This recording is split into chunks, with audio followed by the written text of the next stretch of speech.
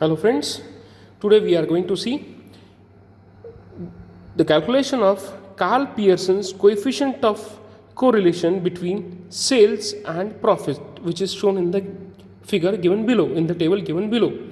You can here see that the first column consists of sales, that is in thousands of rupees, which is 10,000, 20,000, 30,000, 40,000 likewise, whereas in second column it is given the profit in hundreds of rupees, that is 200, 300, 500, 700 likewise. So here in this case we need to calculate the Karl Pearson coefficient of correlation between the sales as well as between the profits. So we can see that whenever we need to calculate the correlation between two unknown variables, we take help of Karl Pearson coefficient of correlations. Now as I have already taken, let us see, first we need to calculate the means, that is x bar. First is x bar. X bar is given by summation of x divided by capital N. So what is summation of x? Summation of x means the total of this particular quantity, that comes out to be 550, whereas this is, let us say, we assume this sales as capital X and we assume the profit as capital Y. So these are two variables, sales that is x and profit that is y. So after taking the summation of x, we get the summation of x, that is the total of x, which is 550. Similarly, we have to calculate the value of summation of y. So in this case, the value of summation of y comes out to be 90.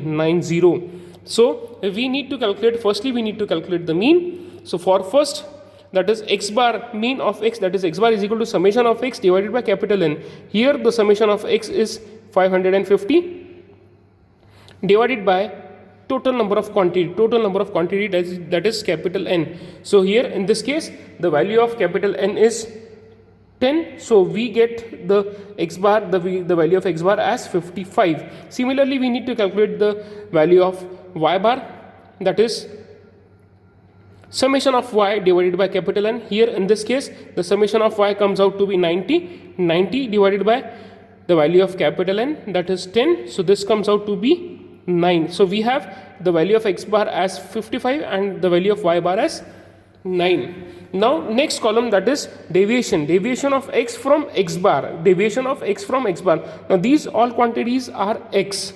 These all quantities are assumed as x. So in this case, in first case, what will be our dx? Dx will be dx is equal to x. So first value of x is 10, that is 10 minus 55, the value of x bar. So this comes out to be minus 45. Similarly, this will be 20 minus 55. So the value comes out to be minus 35. Similarly, we are going to calculate all the values of dx, that is deviation of x. Next value will be minus 25. Next value will be minus 15. Next will be minus 5.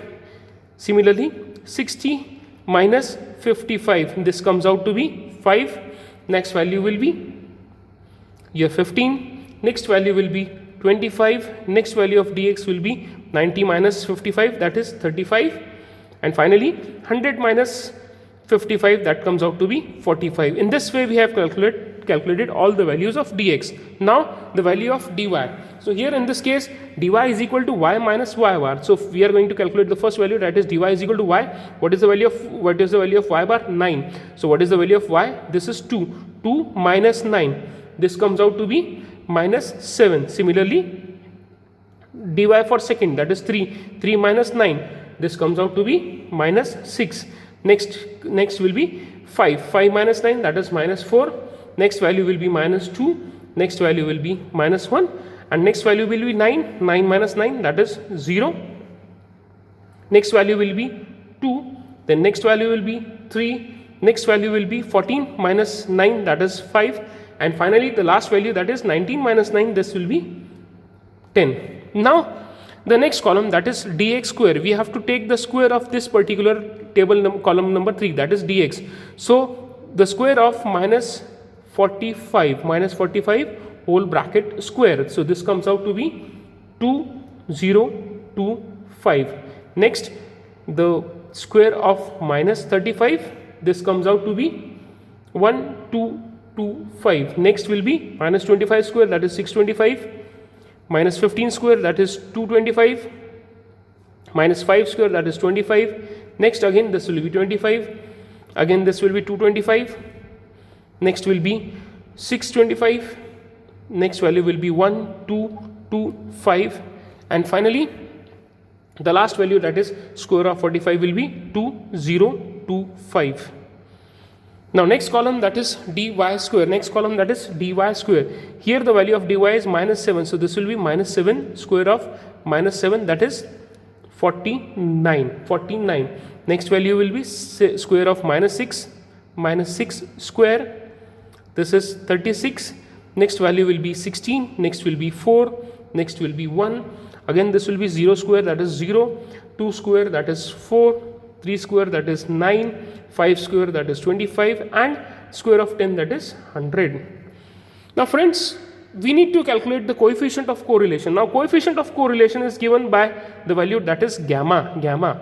So in this case, the formula for coefficient of correlation, that is gamma, is equal to summation of dx into dy divided by square root of summation of dx square multiplied by summation of dy square.